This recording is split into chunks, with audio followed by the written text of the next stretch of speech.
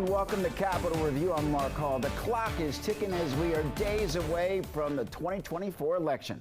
Vice President Kamala Harris and former President Donald Trump will hit the campaign trail for a final time ahead of November 5th.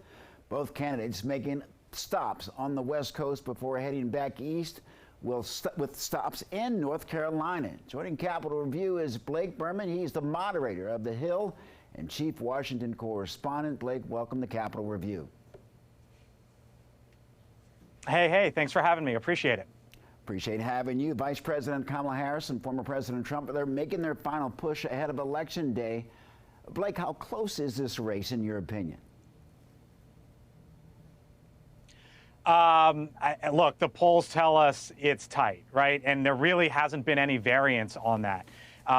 The polling has showed us that there's been a little bit of momentum, seemingly, for Donald Trump in the month of October. When you look nationally, they show basically a dead heat, though Democratic candidates traditionally want to have a lead in the national polls because the swing state polls, or the swing states rather, skew a bit more conservative than the national polls, though the swing state polls also show us a dead heat. One thing I found interesting in the recent days is there was a poll out of Pennsylvania, Quinnipiac University poll, as you know, highly reputable.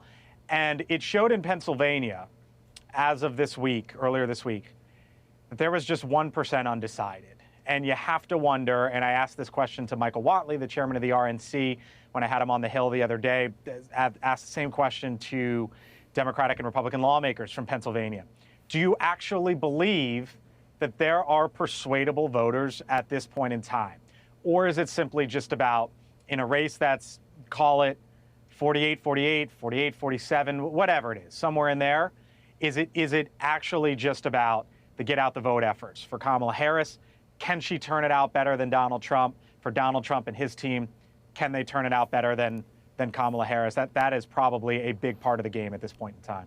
Talk about the strategy of both campaigns so late in the game. Yeah, so we started to see this. Let's start with Harris.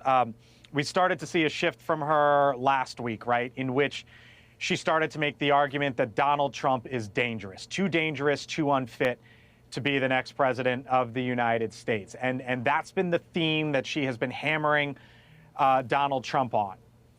Why? Well, when you look at the top issues, the economy is number one. Polling shows that voters trust Harris more on the economy. Issue number two is immigration. Polling shows that voters trust Trump more than Harris on immigration. So if you're Harris and her team, you're looking at that. They know that.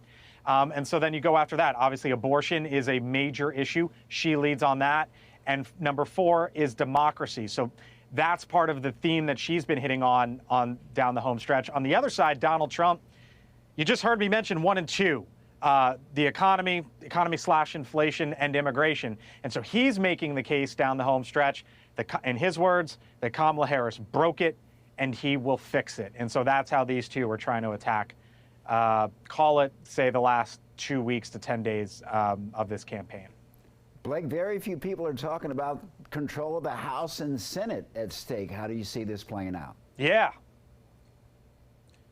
so according to DDHQ, Decision Desk HQ, our partners at NewsNation, who will be the ones giving the transparent look on election night as to how the races are being called, DDHQ has it, I think, basically at about a 3 and 4 chance that Republicans win the Senate. I'll tell you that Democrats and Republicans that I talk to, both sides of the aisle, believe that the Senate will go Republican.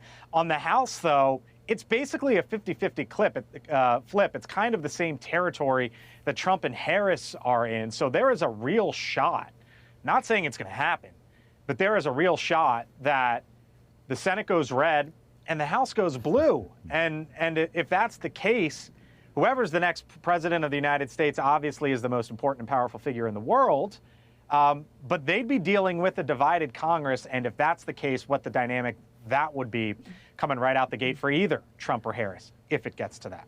Blake Burman, thank you so very much for joining us. You got it. Have a good one.